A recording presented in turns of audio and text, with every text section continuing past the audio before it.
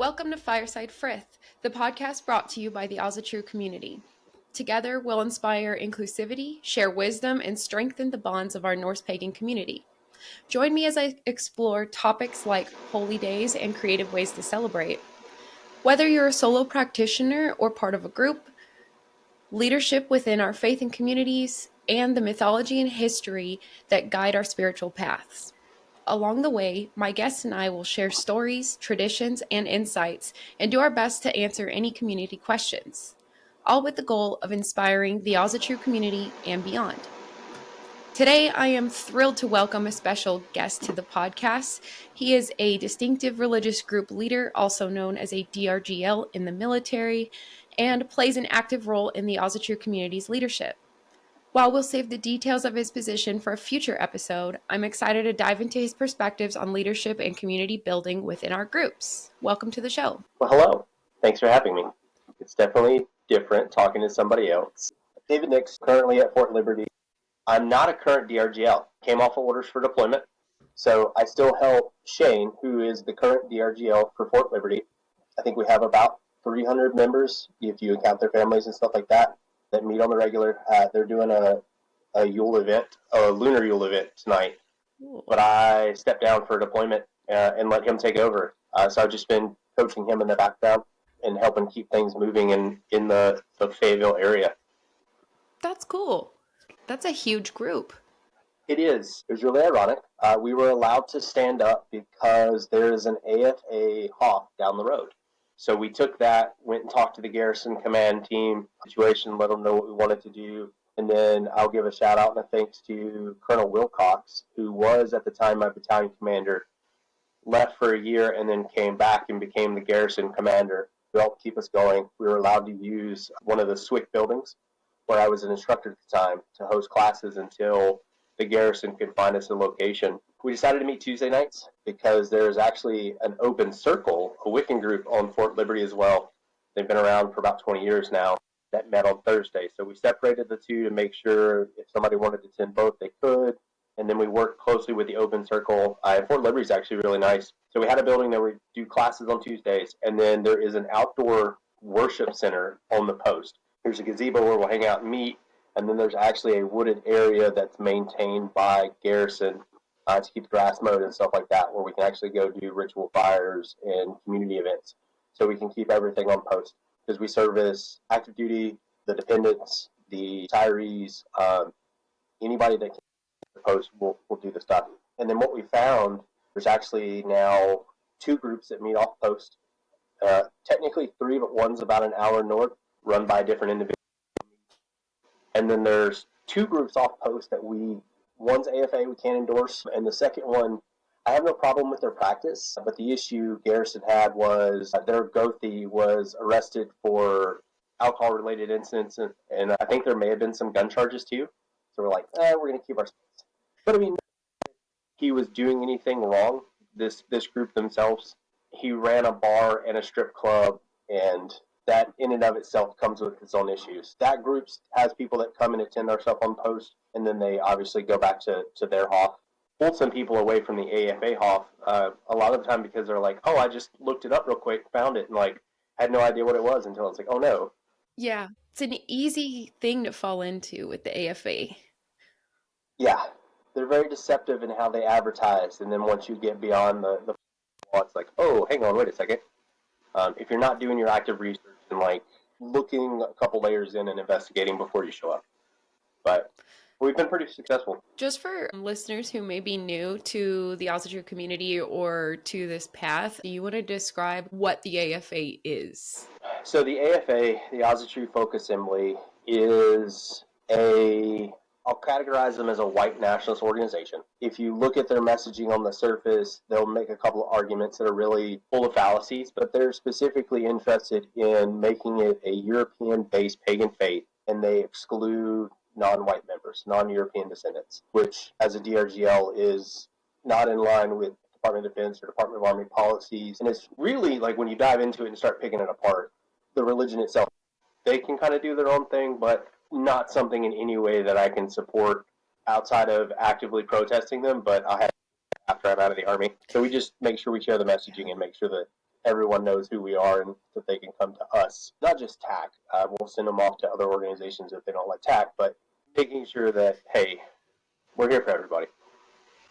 Absolutely. I know when I first was diving into Norse Pagan faith, I found AFA first. If you want to learn more and not just take our word for it, if you look up the Asatru Folk Assembly and you can do your own research, it's kind of all over the internet that they've had some legal issues regarding allegations of racism.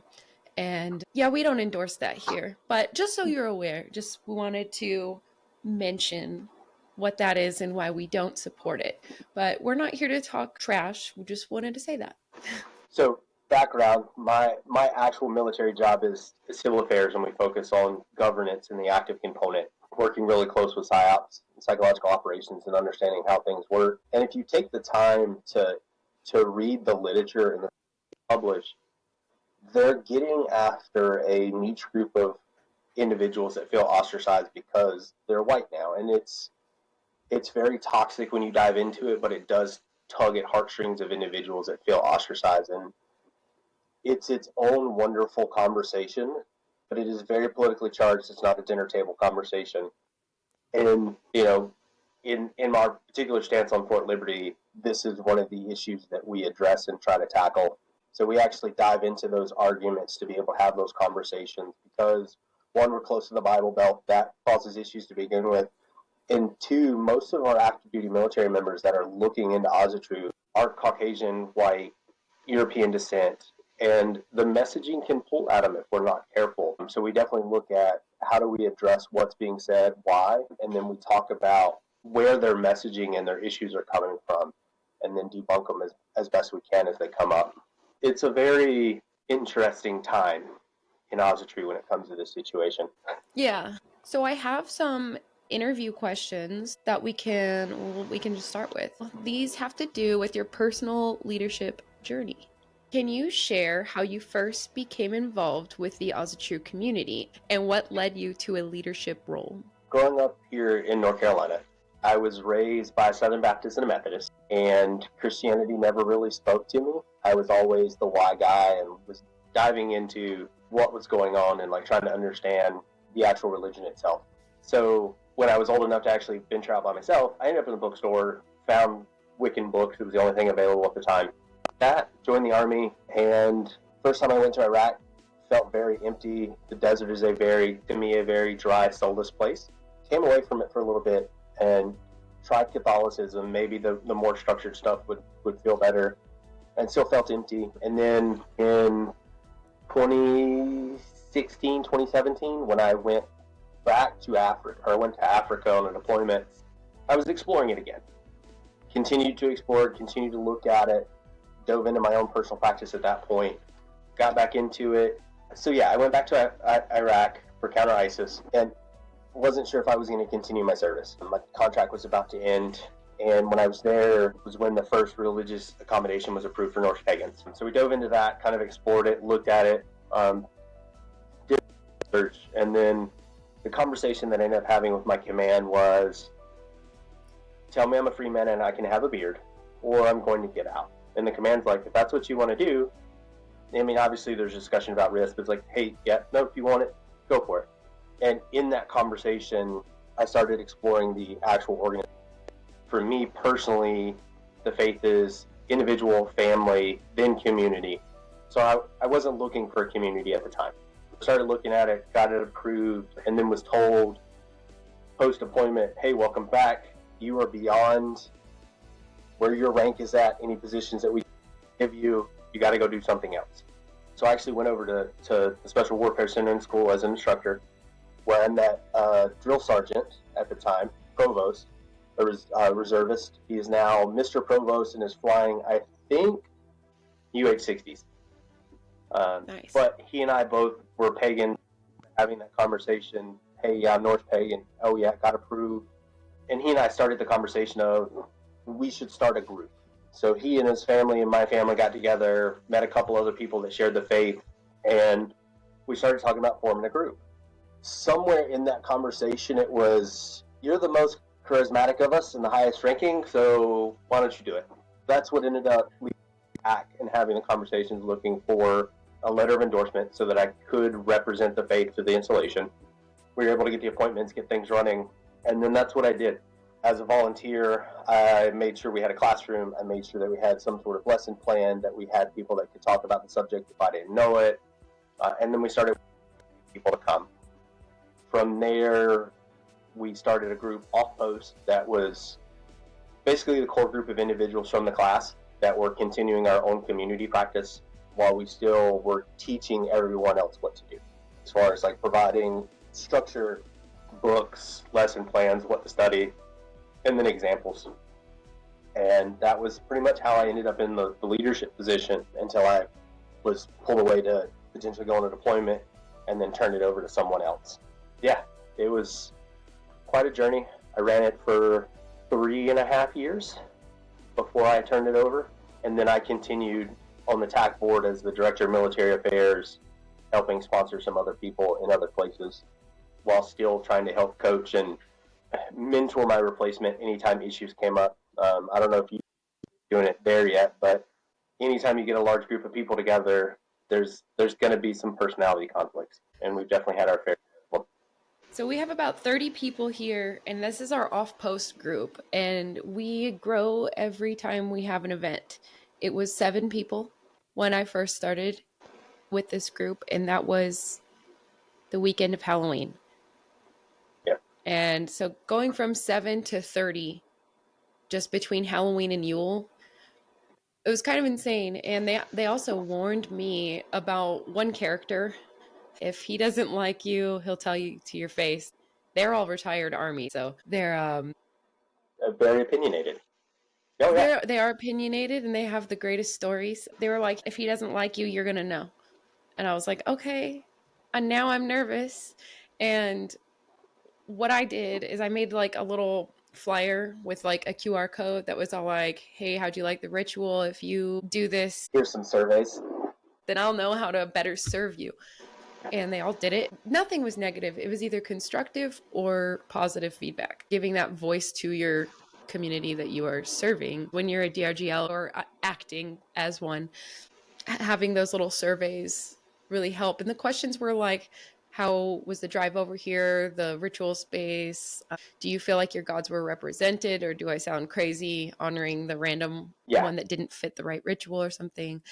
There's also space for like commentary. Yeah, we did that too. We a lot of feedback, a lot of changes to the course structure to make sure that we were covering what people wanted to talk about.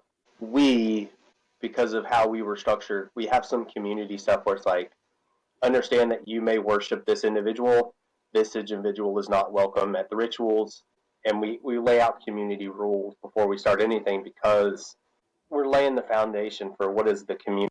Right. So yeah, we dealt with that too, of like, well, what if this is where the community comes together, and your personal practice is your personal. Yeah, it ends up as an ebb and flow of like, all right, we covered this about 2 years ago, we should probably talk about it again. Or what have you learned since the last time we talked about it? Right. What does leadership within the Asatru community mean to you? So leadership for me, the community, one has been a struggle of personal practice. It's one thing to have your own personal practice and take care of yourself. It's another to try to mentor other people and help answer their questions. Because even if you have an opinion, doesn't mean you know all the facts, doesn't mean they're going to agree with you. The leadership is trying to find that middle ground to be a subject matter expert, knowing that you're not going to know everything. Very challenging. Personal practice, I make the joke that I am a tear sun in the winter when it's cold and I have to be inside, and then I am a prayer during the summer when I can garden. Those two definitely conflict in as far as like how to conduct yourself. Makes things very interesting, but as a leader, it is finding the balance between what is your personal practice and then how do you develop somebody else's practice. Yeah, and that flexibility. Very much the flexibility. What is the joke? It's like, I can't tell you how to Asatru, but I can tell you that you're doing it wrong, is typically our go-to. Yeah. I'm not saying that's wrong, but I wouldn't do it. And then obviously in the community, I'm sure you've encountered it, you have some eclectic individuals that pull, and you have some hardliners that are like, that is not in the lore, I am not doing it. And it gets Right. interesting sometimes. Yeah, it does. And I'm in other Norse pagan groups too, just because it's nice to cross-reference things or like see what other people are doing, especially because I'm in charge of like social media, and it's exhausting sometimes. Yeah. Half the time I feel like I'm talking to myself, but like people appreciate it. Social media is definitely a lonely aspect of leaders, because you'll definitely Yes. post something and like, hopefully people will like interact and we can have conversations, and it's like, oh, yeah, I saw it, I read it, like, all right, cool. I read it. I hit like. Yeah. Well, and that's another reason why I wanted to do this podcast, because I feel like people are more likely to interact if they see our faces and hear our voices and kind of get a little bit more inside of what we are doing behind the scenes, because we are working hard to try and rebuild. There's a little bit of rebuilding that had to be done, and I think a podcast is a great place to start really feeling like you're with the community and they can talk to you and almost like be friends with you. And that's like, even as the DRGL, we refer to the first 30 minutes as first heathen time, because someone's always late. And we typically BS our way through the first 30 minutes. We end up with about 30 minutes to an hour of class, and then we had to start doing second heathen time, the last 30 minutes, to wind everyone down. Because we would leave, I'd be turning lights off, I'm locking the door, and then we're standing in front of the building for another hour just talking through other. And that was when we made our biggest connection. It's just in those first, second, third heathen times where it's like, let's just have a conversation. We call those Midwestern goodbyes. Oh, there you go. We have a lot of Irish goodbyes in the group too, where it's like, all right, bye. Like, did they leave? Oh yeah, they left. They pieced out. Yeah, that's cool that you allow, like, you have that time, because people are going to do it anyways. They're going to sit there and want to have community, outside of just your lesson plan. Well, and that was the thing that we found is, like, because we were a community, this was everybody's chance to kind of catch up, see how everybody's doing. And, like, I have a 5-year-old, the way my wife, like, you come home from work and I've been with a toddler all day and I want to talk to an adult. And that's what it came down to, is like, this is my chance to have an adult conversation about basically my niche interest that somebody else understands. So we did. We learned a lot in those times, especially about people. And that's how we develop trust. Yeah, it's also just so hard to make friends as an adult. I feel like we do that too with my little group. I feel like the board does that at the beginning of all of our meetings too. Having the community in our name, it makes sense. We're here for the people. We're humans, and I think it's easier to work together if we know each other better, Yeah. This next section is on challenges and opportunities. What are some challenges you've encountered as a leader? And that could be with TAC or with the Army, with DRGL stuff, however you want to answer that. I would say challenges as a DRGL definitely come down to personality. There's a lot of people that disagree with you, that think they could do it better, and they want to do it their own way, so they start to step away and do their own thing. I noticed that both in TAC and with the own community, with our own community here at Liberty, where people start to branch off and do their own thing, which is great. I support it. Like, go do your own thing, have fun. But Asatru as a whole kind of runs into this issue where it's the thing that makes us the strongest, but also the weakest at the same time. Everybody's about their community. They put their community first, and they don't work well with others. So you end up with fragmented communities, personality conflicts, sex drives, you name it, and it starts to divide, and that's what ends up hurting us. Also, why we'll never be completely defeated, because another group will always pop up.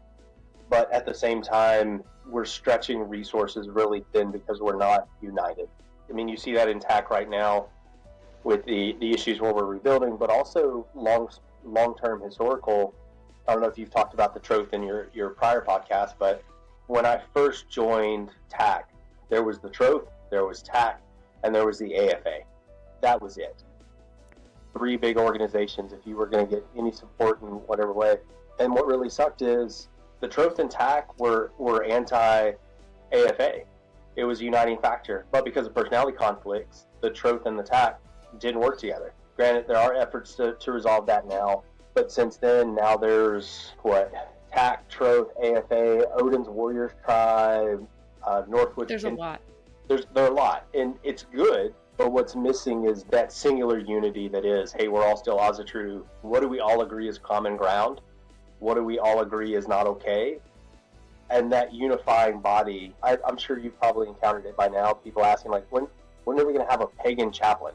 And that ball keeps getting pushed down the road because there isn't a unifying body that can say, this is what we do. For the listeners that are familiar with the chaplain corps, you have to have an endorsing body criteria, and we call it the Council of 200. There are like 200 churches that really control the chaplain corps, and you've got to get on that council in order to be able to do this. And none of our organizations are big enough or well organized enough to do it. There's an ongoing fight.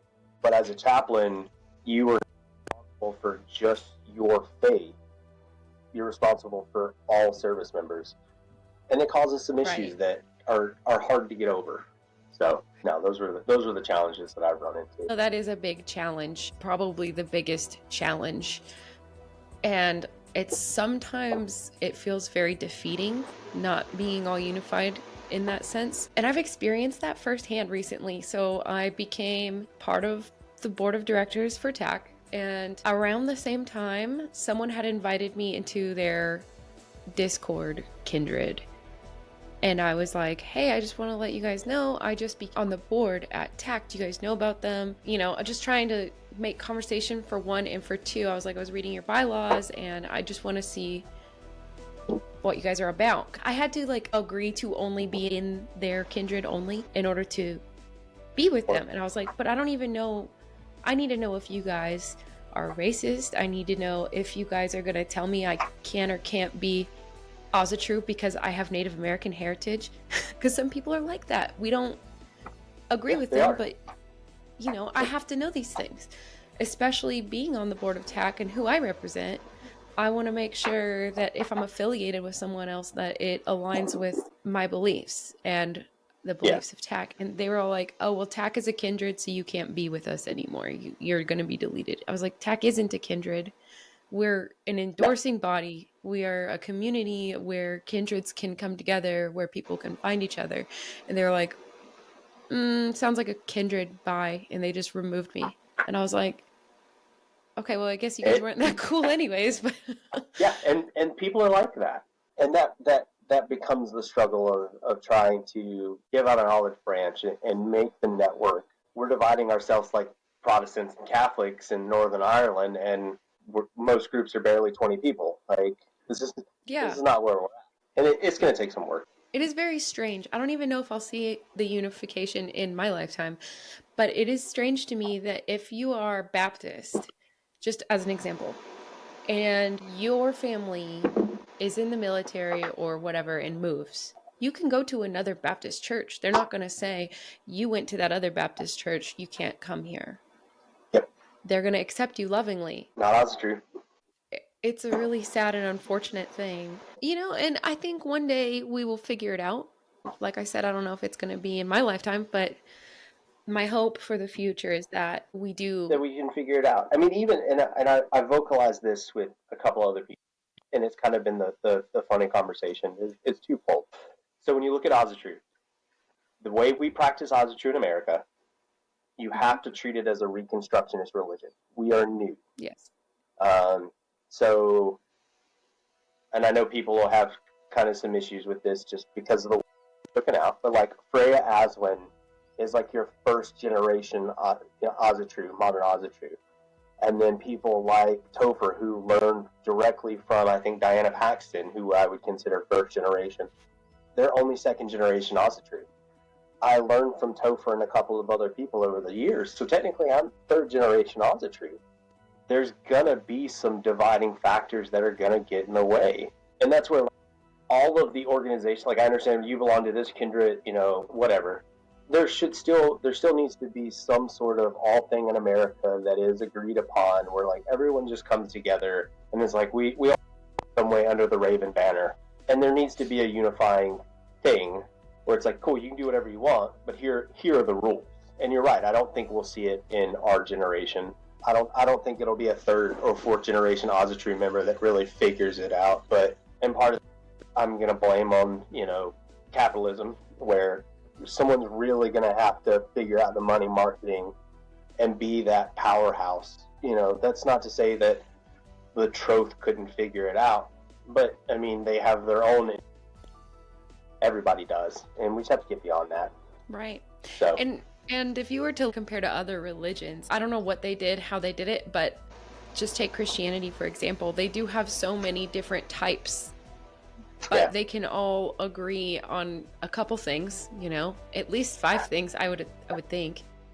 I would say 10, because you at least have the 10 commandments. Some people think those are suggestions, not really commandments. But I mean, that's not my words. That's people that I've talked to.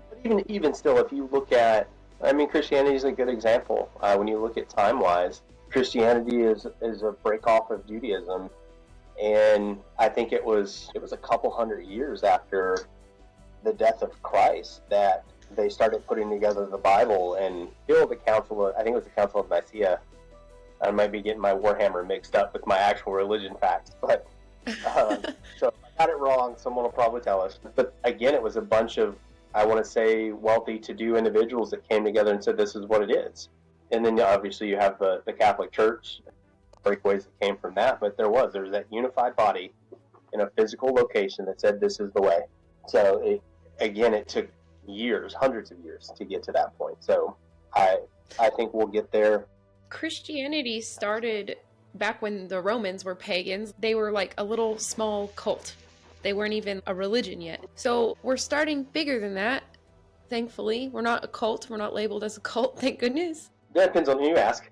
So it's not like we're starting from scratch, but we've lost so much to history that, yeah, in America it is very recreationist. There's a lot that we can get from scholars and books, but there's also a lot that we have to just kind of follow what feels right. But that's also just what faith is. Yeah. Well, and that's where personal practice, right? Like, our books are the sagas. So it's like, what were the community issues? How were they addressing them? What was okay, what was not? And forming that foundation, and then going, okay, well, now what does this look like today? You're not going to have thralls or slaves. Everyone to be a freeman or a free person. I don't want to offend someone's pronouns. You're not going to have a class of individuals that are slaves, and you still have to build generational wealth and continue on and make things better. And it is lifestyle. You do have to figure out how to live in conjunction with nature and the natural world while still existing in whatever country you are and their political structure. And it is difficult. Me personally, with summertime being home gardening and stuff like that, like, that's my chance to learn how to live in with nature and what's going on. Like, the world is going through cycles. So when you look at the runes in Yira, like, it is a cycle of things that you have to learn to live with. Granted, I think we're in growing zone 5, which is a really long growing zone and a really short, warm winter. But it still comes in those waves as such that you have to understand what's going on. For me, it is figuring out how do you respect the earth with everything that you have to do and still raise that next generation to understand it? How do you explain fifth dimensional concepts to a 13-year-old who just reads a story and is like, wait, they did what? Yes, they did that. But we don't do that anymore. Even now to the conjunctions of like bloats and like the connection to blood. Like, yeah, we're not necessarily going to go sacrifice a horse for its blood, but let's have a conversation about how that conjunction fit with nature. It was the minerals and stuff in the blood that was helping revitalize the soil. We actually talk about that in an episode. With your fermented shark? Oh, not that episode. Okay. So episode 2, we talk about disting and charming of the plow, because I want to get that out with enough time that if people would like to celebrate it but they didn't know where to start, they have that reference. We just recorded that one a couple days ago. I mean, we talked about that, and I asked my husband, what can you see from the history that we can revitalize today? He's like, well, definitely not the sacrificing of dudes. And it just made me laugh, because there's definitely certain things we don't do anymore. I don't know, the guillotines are starting to look really good right now. Yeah, but blood, that was something I mentioned in the last episode too, is that you can go to Home Depot, Lowe's, if you need a specific kind of fertilizer that has like a bone base or a blood base for your crops. You can purchase that. But back then they didn't have that option. So you did have these sacrifices. I would say that they probably also either didn't understand it, or the way it was captured in the lore, it wasn't translated. So like steel being as good as it was, like, oh, it was imbued with animal spirits. It's like, well, you were using the bones, which were given a carbon compound that was making basically really crude steel. There's still magic in that. I'm not downplaying the science behind it, but no, you really were putting the spirit of the animal in the blade in this scientific process. Like there is an overlap and intertwining. Right. That make things really interesting, especially considering they were using fog iron. Right. I'm one of those individuals that thinks magic is just science we don't understand yet. I would say that their magic is in some ways still science that we do understand. You're paying respect to the land spirits by fertilizing. It's still magic and still faith-based. It's kind of like yoga and Pilates. Like, you can remove the religion from the stretching, but you're still doing the muscle conditioning. It's the same thing with gardening. You can remove the magic from it, but even Christians are praying for a good crop, and like you're still putting that love and energy into things. So I'm a ham radio operator too. I do it for fun. But when you look at frequencies and how the wavelengths go, you can start to have the same conversation about how a human body is vibrating at a frequency. And when you die, you end up lowering your frequency, which is that transition to hell. But then the ascension, so when you look at Buddhists and yogis and their conversation about attuning to a higher frequency, it's the same thing. So when you look at like shamanic practices and Seder, you're essentially trying to frequency to hit different wavelengths. Like, there is still science in the magic that we're doing that's allowing us to communicate things. So like it gets into a really deep and fun conversation. And then obviously the runes can look a lot like the Matrix and the coding if you want to have a full nerd moment. I love the nerd moments. I'm a LARPer. Only a little judgy. I'll go to Ren fairs, but I can't LARP. But I'm a tabletop gamer. 40K and D&D. Okay, so that's basically LARPing, but with toys. No. That's role playing. LARPing is live action. There's a little different. So you got the RP. Yeah, I got the RP, just not the live action. Okay. I haven't been able to do it because I had an injury last year, and so I haven't been able to fight. I just shoot arrows at people. Yeah, you just have to, what was it? Ivar the Boneless. You just have to have somebody pull you around in a cart, and you can just shoot foam arrows. Yes. Or just in a giant backpack. Oh, I don't know if you've seen those backpacks. Your kid can step into it. Where they stand on it, yeah. I thought about it.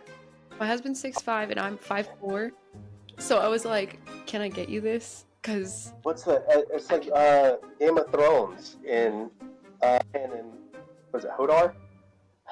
Yeah, Hodor. It could work.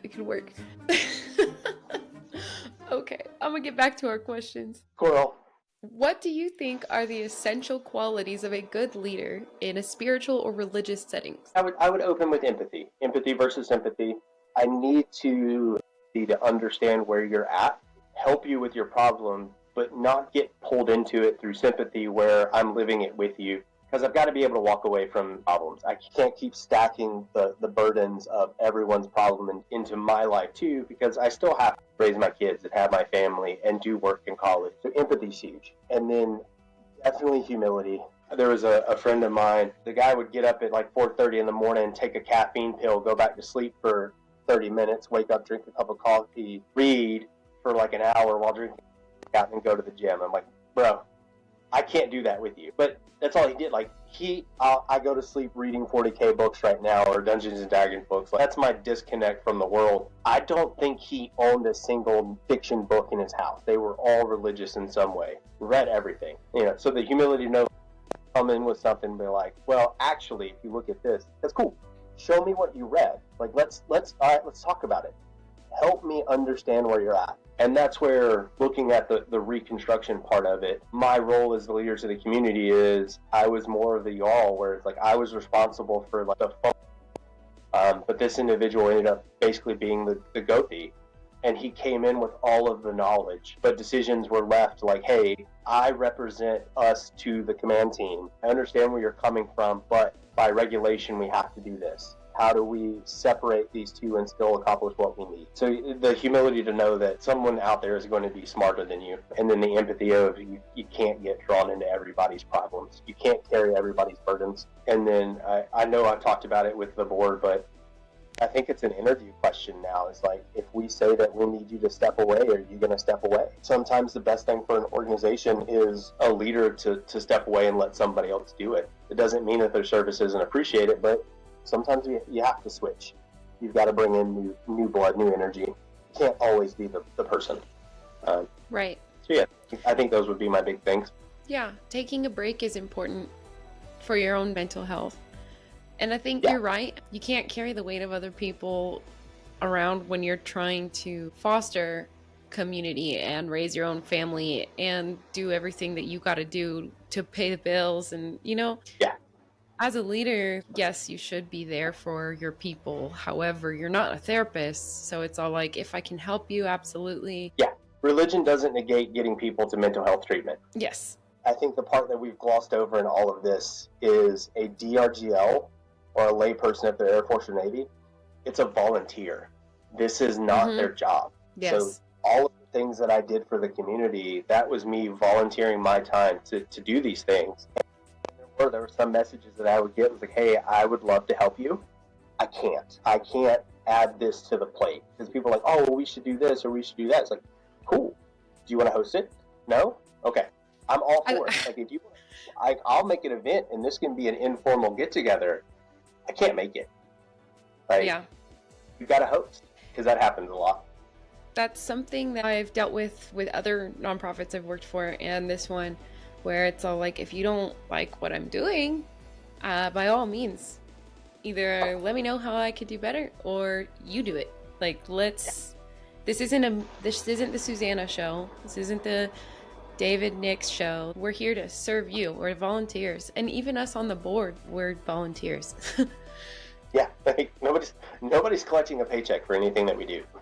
And again, that's also, I think in our generation, we'll see some of these issues solved is, I'm envious of the Christian church in the fact that a true priest, especially in the South, like there's the church, and then there's a house that the church maintains, the priest lives in. He is available 24/7 because that is his sole job. And that's really going to either take a volunteer that has come into money and owns this property and they live on it, like, hey, it's available all the time because I make it available to you and this is the only thing that I do, or the community's really going to have to pull resources and start building hubs for that purpose to free up an individual so that is their sole job. I feel like the things we talked about earlier, not being able to currently create a unified heathen structure. I feel like if we did have that kind of infrastructure, that our Gothies or our priests, essentially, that was all they did for work. Let's back that up. They didn't. When you look at the keeper of the Hof, typically bought their way into that position, and then they were obligated to the community to do it. Someone else could come buy the position, but that wasn't their only job. We have always been in this capacity in some way. I would think that in order to get to that again, it is going to take us we're basically going to have to start founding our own towns. I own 8 acres in Kentucky, and my intention is to, and this is getting into the generational thing, the house needs to be torn down, the foundation, but I want to turn it into an orchard. I'm going to call it Eden's Orchard, plant those trees, because even if I planted fruit trees this year, it's at least 7 years before they start fruiting. Right. So before the actual orchard itself is fully functional, it's going to be my kids that are running it. And that's what I want to do. I would love to buy 10, 15 acres and just build a community and do that, where it's like, cool, like you can come, getting into the particulars of it, like you'd have to parcel out the land for lease. It's like, you can lease this land and like it's yours, but here's the community plot. I want to build a bunch of tiny houses where you can come rent out a tiny house for however long that you live and work on the land and like run that as a retreat. And it's like, cool, you want to come hang out in the orchard and like work on this? Cool. My friends and I have been talking about this for years. That's where it would be a lot of fun. And I think it could be done because we're so disconnected from nature in the current structure. I would love to just step off grid and kind of do something like that. I make the joke I have to be careful because I'm one political statement away from being a Ruby Ridge. So I'd have to be careful and like have a lawyer on retainer. Like, hey, like help me. That's definitely a life goal. I think that'll be fifth or sixth generation where you truly start to build that community. I know they're doing some good things in Texas. And honestly, the way they've kind of done it, it'd probably be closer to what we would have to do. They basically made a Viking village in Texas. I'd have to go back and find out where. And they basically Ren fairs out of it in the season, but the guy owns it.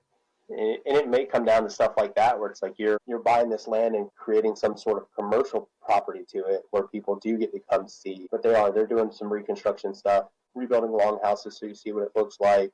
Lots of blacksmithing. Got to go back to some sort of basics to make it happen. Yeah, it sucks that you kind of have to make a profit to make it happen in this day and age, because renting it out as a Renaissance type fair, but like a Viking festival of some sort, that makes a lot of sense. To own that property, it has taxes and land management that you have to deal with. If it pleases the crown, I would like to own some land. Yeah. Exactly. Oh, yeah. And that gets back into fully being able to kind of recreate that. I honestly, you have to start looking at nonviolent movements and how they function. Like Muhammad Gandhi, if you go back and look at some of the ways that he did things, that's what he did. India went back to like, no, we're going to create this tradition. Like, if you want to, we're going to make our own salt. We're going to weave our own clothes. Like, you really got to step off and kind of be that crazy guy to make it work. And it doesn't come without money. And that is something to figure out. And it's not going to happen on a military salary. Yeah, no, it's hard. This theme comes up a lot. I think it's a popular theme with Norse pagans is that want and desire to be self-sufficient. One thing me and my husband talked about in the last podcast was canning and gardening and buying land. It comes up in almost every episode. It's kind of funny so far. But I think it's natural for us to have that longing for, like what you were saying, stepping back into nature and learning how to work with it. And there's been a lot of, I've kind of explored it in a couple of different ways. And yeah, it is. It really comes down to getting back to being self-sufficient. I went to Kentucky for a holiday block league, and there's a big Amish community. And we think like it's a good example of like, what would it look like to step away and kind of redo things. So yeah, being able to do canning off grid where it's all yourself, water, livestock, building a community. Very good example.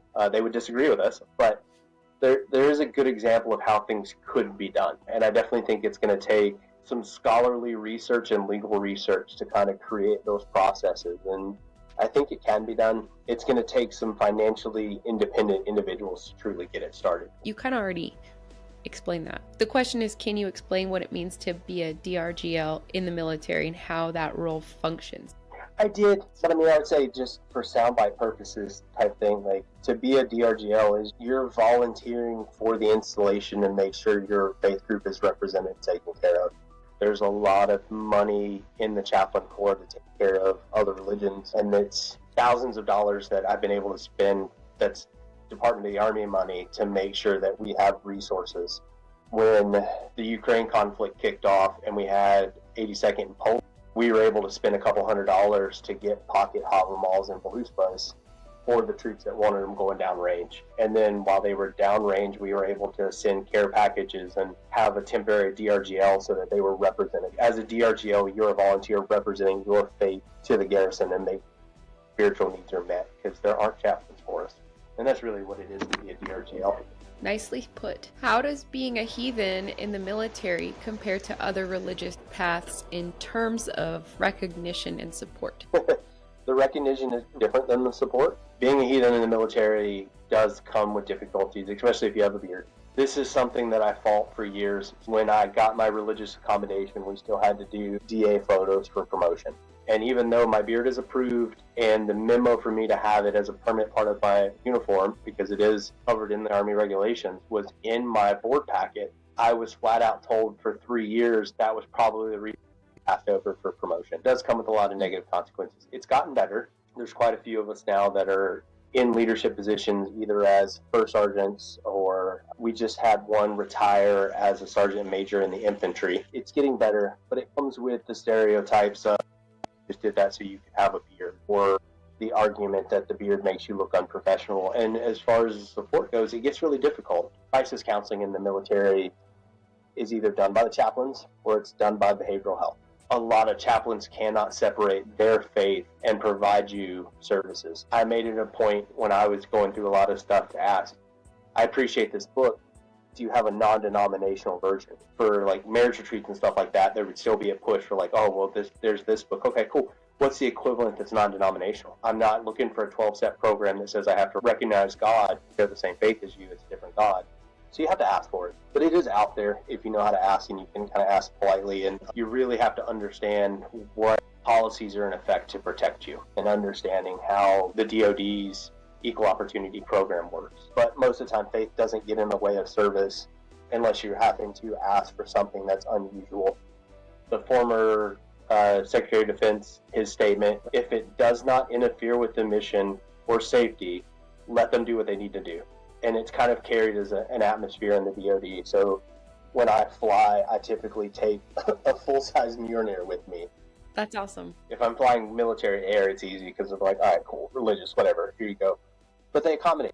Like, I'm allowed to practice in the field, and I have my own kit, and I'm given the space as long as it doesn't interfere with safety of the mission. But you have to know that that is protected. Yeah, that's cool that they let you bring the hammer, because that's a big one. It's a 4-pound sledgehammer that's been made into one. Yeah, it gets interesting sometimes. How has your experience as a military leader informed your role in the Asatru community, or vice versa? So understanding that in the military, there's the expectation to uphold the standard. For the Army, the beard is in uniform no longer than 2 inches. If it's longer than 2 inches, it's folded up. I have to set that standard. There is no week where it's like, oh, well, my beard's scruffy, like I don't need to do anything about it. Obviously, mine is not 2 inches. Personal practice, I'm not a fan of the Romans and all the things that they did in Germania. But I appreciate it. Like if you look at the military history, hair is short comes from the Romans. The Romans had the haircut requirements because the enemy could grab it and use it against you. My beard is not long enough for someone to grab. So like I still kind of set those standards. But as a military leader and a DRG, even working with TAC in a volunteer capacity, I have found myself having to understand the regulations to advise commanders of, hey, you're doing this wrong. I used to get a phone call at least once a month from IG to ask questions. Hey, we've encountered this. There's been a complaint. Can you explain this to me? And then having to go through and tell service members, as an NCO in the Army, it's your job to enforce the standards. Now you have to understand standards beyond you. So I've actually helped write a couple of religious accommodations for some Islamic soldiers, a Jewish soldier, Native American, and actually going through, and the regulation is still the regulation. What does this look like? Helping them understand the process and advising commanders. So as a leader, like that's been the big thing, is truly understanding the regulations to help people. I've definitely had to make a bunch of revisions to a bunch of different letters and memos based upon different things, but that's been a big part of it. Yeah, it's just understanding the regulations and just being there to help everyone. When I made my decision, like I talked about earlier, like tell me I'm a free man and I'll continue to do these things, it wasn't just for my community, it was for all service members. I put my name out there, and I became the face for Fort Liberty for a long time about addressing these issues and not being afraid in a room full of colonels to say, no, like policy is this. I had quite a few phone calls with commanding generals about different subjects. It's been really interesting. Just happen to call them and go, hey, I understand what you did. I'm going to tell you that it's wrong. I'm calling you as a senior NCO to tell you that this is a situation. Either we can resolve this, or I have organizations that will hire lawyers to address this. I'm attempting to represent the community and the Army and have a real conversation with you. I understand you're, the commander of X base, or you're the commander of this organization, but that doesn't change that this is and it's going to cause issues if we don't address it. Which has been a lot of fun, especially sitting down with 2-star generals to talk about religion, or 2-star level command sergeant majors going, hey, Sergeant Major, like I understand that you're asking for this. I'm telling you that the policy based upon this, here's printed copies. At the time being an E7 or a Sergeant First Class going, hey, this is it. Like I understand why you're frustrated, Sergeant Major, but this is what we're looking at. And this is why. Really, it was a lot of fun, really challenging. I got lucky being an E7 when I started. I've had a couple of E4 DRGLs that have needed the backside support of like, hey, can you call this person and talk to them? And then I scrolled, I don't remember the original question. The original question was your experience as a military leader, how it informed your role in TAC or vice versa. I think for anybody listening that's interested in being a DRGL, even if you're an E3, a private first class, or an E4 specialist or corporal, like you're still, as a DRGL and a volunteer, you are a leader. It's your job to understand to protect your community and make sure you guys are doing the right thing. And that really has shaped me. Right is right in a lot of times. How do you navigate explaining or sharing Asatru with individuals in the military who may not be familiar with it? As far as like approaching and explaining, one, pop culture helps and hurts. People know who Thor is, thanks Marvel. For me, I have a relationship with the gods, but my first relationship is to the community and my family. Having that conversation of what makes my religion different so that you understand it is that I worship a series of gods or a pantheon that my focus is in conjunction with nature and my community to make us better. And then explaining that I pull my faith from, for me, it's my heritage back into Germany. This is where my family came from. So before the conversion, this is how we practice. And then explaining that instead of the Bible, I go and pull the sagas and how our people grew and transitioned and had a relationship with the gods at the time and how it influenced the decision, and kind of explaining that, which I have only met one chaplain that he flat out said, I disagree with you theologically, but he was nice enough to say that I do have to support you and I'm going to support you. But as long as we understand that we disagree with each other. Like, that's cool, sir. Are there any specific rituals or practices that you have adapted for the military environment? So like I have a travel kit for when I'm in the field. And so like I carry a set of runes with me. Got some bronze, they were pendants that I've chopped the pendant portion off. And so I have little bronze statues I'll take in the field. But I mean, as far as like actual how my practice is influenced, looking at the reconstruction side of things, me personally, I do not subscribe to the spoked wheel. Right? When you go back and you look at the lore with Harken the Good, there are 4 holidays that are specifically mentioned. You have Winter's Night, Yule, Victory Bloat or Sigurd's Bloat, and then you have Disting Bloat. For me, in my practice, those are the 4 that I practice. What's influenced my practice in the military is following the actual lunar calendar and the cycle of the moons, and explaining to people, if you go and you have to pull dates, your holidays are these dates and they're driven by this. Actually paying attention to the moon cycle and then practicing those based upon what's going on. Our big one in the military, especially here at Liberty, is our Sigurd's Bloat, our Victory Bloat, generally April. And as a community, what we've adopted is that's when you make your boast about what you've done the past year, and then you make your oath to what you're going to do in the coming year. Fort Liberty's really big on the Raven Banner. We actually have a guide on that has a Raven Banner that I have taken and put basically our oath to the Raven Banner in runes all the way around it, basically symbolizing you are carrying the Raven Banner forward for the community. What are you going to do this year that makes us better? We've had everything from people who are like, I'm going to compete in this run, or I'm going to do X number of miles this year. Cool. That still shows doing improvement. We've had guys that are like, I'm learning jiu-jitsu, I'm going to compete and bring home a medal for the community to say that I've learned this, or money spent, this assessment selection, whatever they're trying to do. And the symbology being for us, like we're swearing that at Victory Bloat to carry the banner forward through the raiding season to show that what we can do. And then come Winter's Night, we talk about what we accomplished during the summer and what we're doing to get ready for the winter. That's awesome. It's a lot of fun. It definitely gives the community some accountability as like, how are you going to honor yourself in the community and bring our name forward? Right. Well, cool.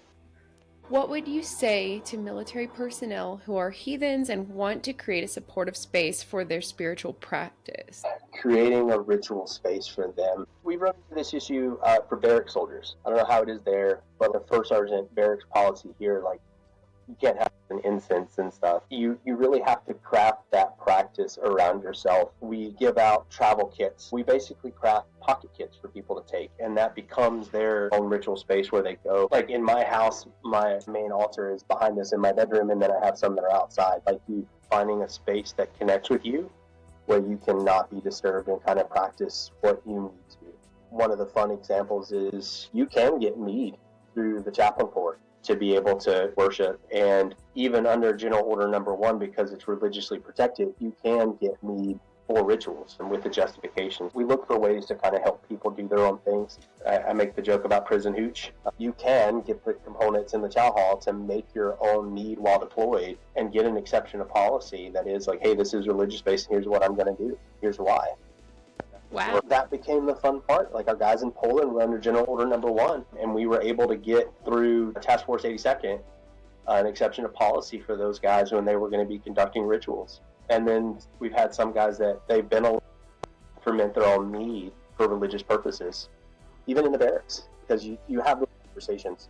It's like they're not hurting anyone. There's not a risk. We work through a deliberate risk assessment of like, this is how we're mitigating risk and here's what they're going to do. And like, even being able to go so far as to say this particular type of pops out at 10% alcohol by volume with what they're doing, it's going to be no stronger than a good bottle of wine. Right. And then we're doing it safely because like in a deployed environment, you're not buying it on the economy where you don't know. Like, no, they're making it themselves. And it does become a fun conversation when you actually get into the practice.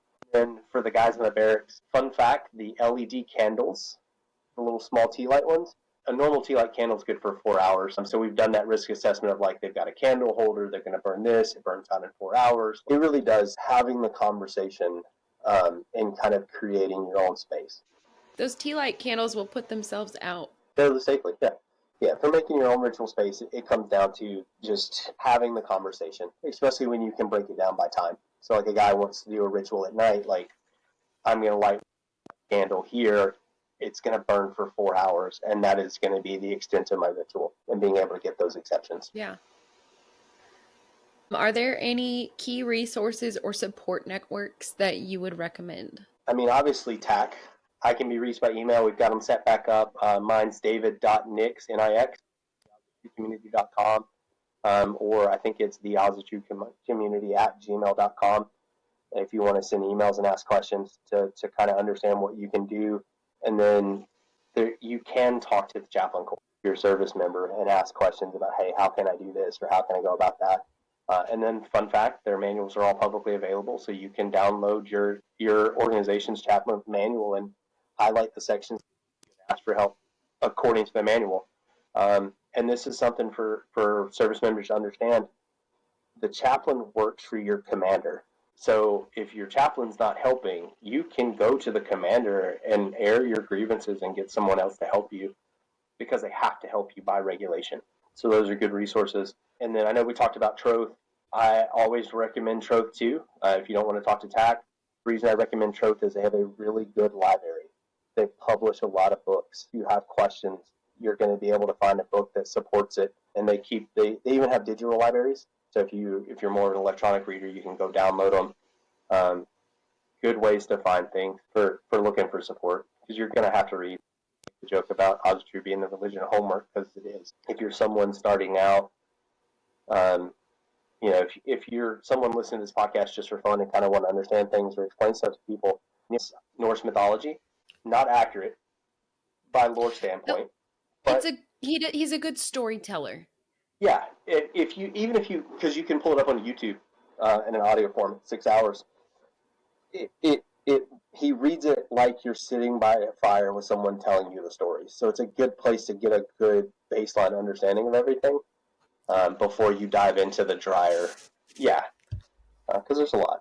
Thank you. So yeah, like I would start there. Always ask for help. If you've got questions, email someone, find a mentor, and we'll point you in the best direction we can for you to kind of research and ask questions. That's where I would start. What's one lesson you've learned from your leadership journey that you would like to share with the audience? Might have to bleep it out. Don't shit where you eat. We've talked about it before, like earlier, like building a community. Like you're gonna find like-minded people. The problem is when hormones and sex drives and everything else get involved. Like that's the fastest way to cause an issue and destroy a community. And two people dating in a community, when it ends, someone's not going to want to come back. It causes issues. So like as a leader, very much that community is a protected space. That's not where you meet you can, but that's not where you meet your significant other or sexual partners or any of those things. You have to draw that line, because it causes issues. It'll cause divisions. And then the other thing is like if as the leader, you have to be the bigger person. If someone disagrees with you and wants to cause issues, you have to handle it as professionally and politically as possible.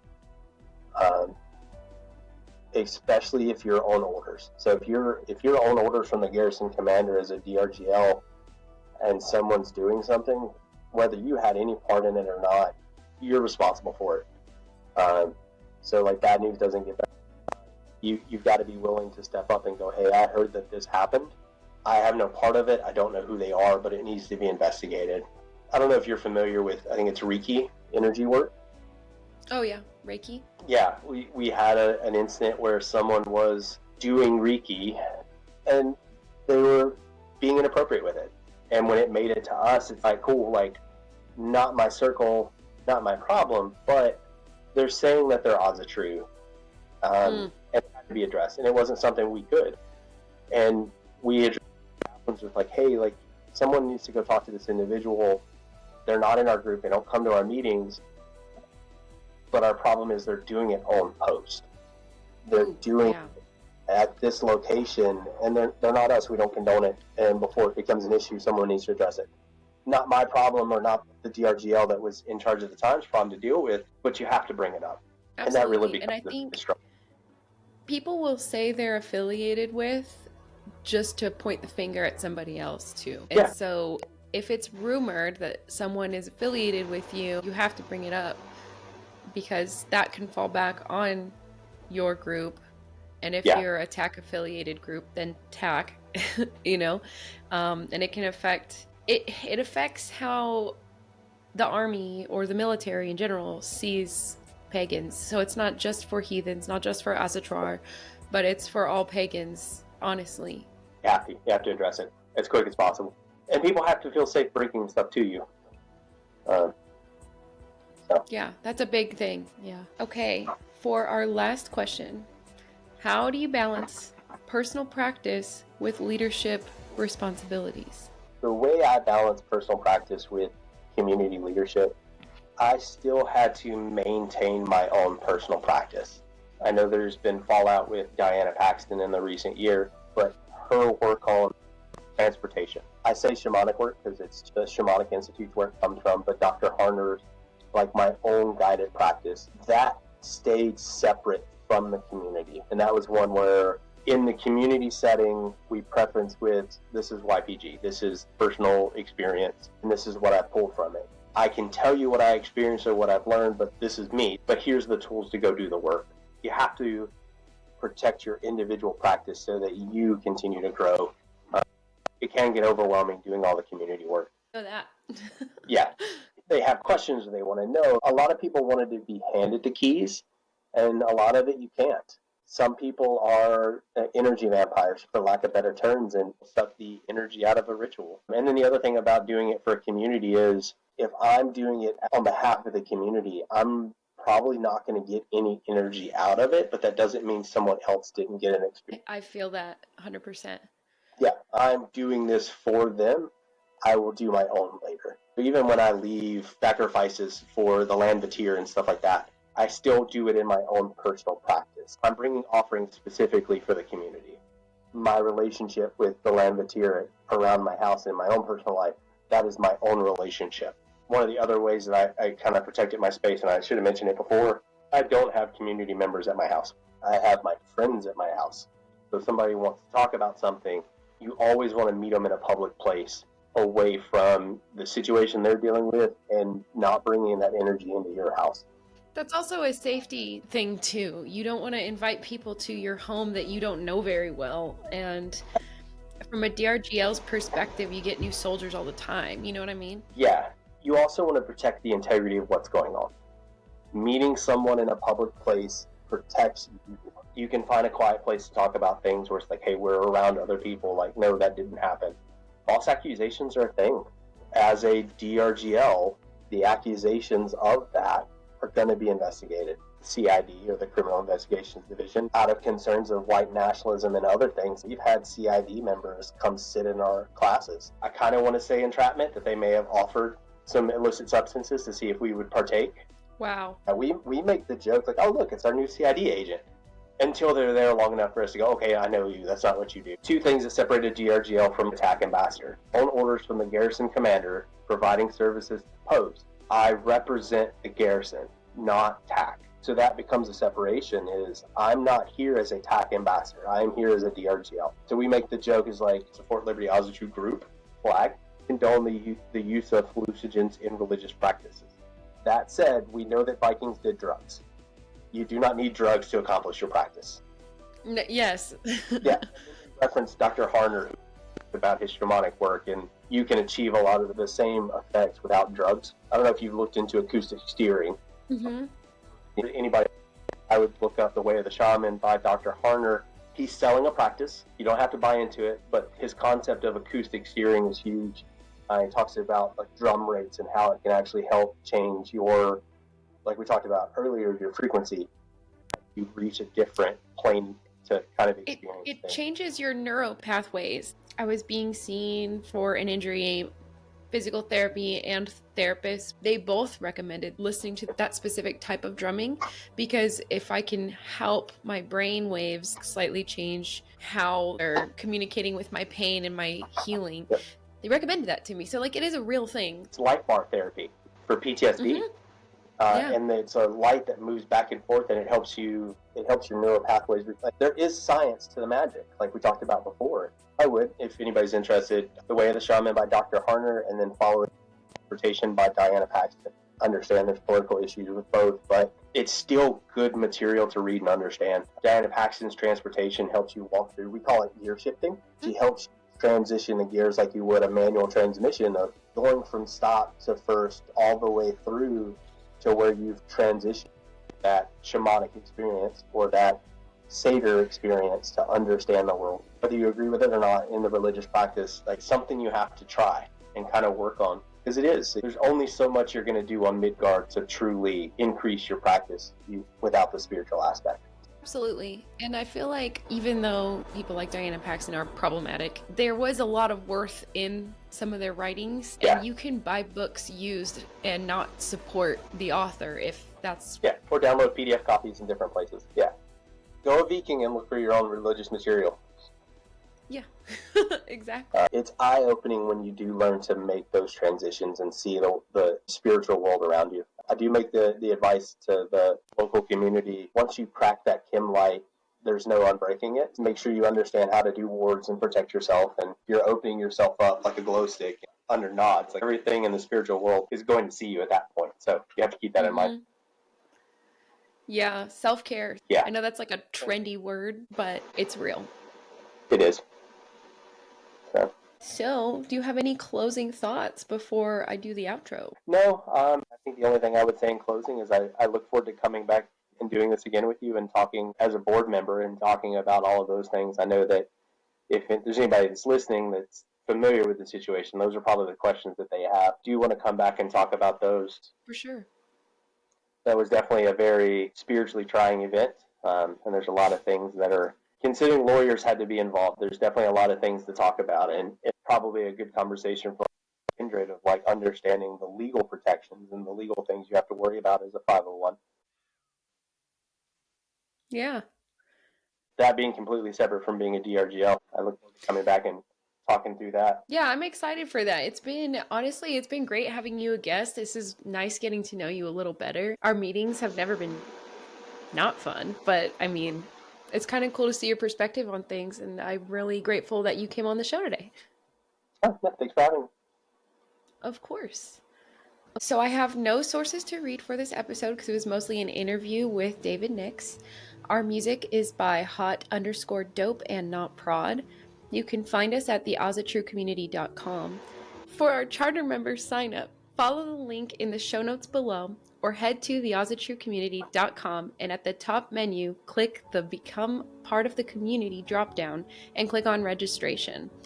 Something people keep asking me about, you don't have to be a previous charter member and have the code. That was just so we can quickly get people who are already members in. That being said, thank you for joining us on Fireside Frith. If you have any questions, stories, or reflections you would like to share, we'd love to hear from you at podcasts@theasatrucommunity.com.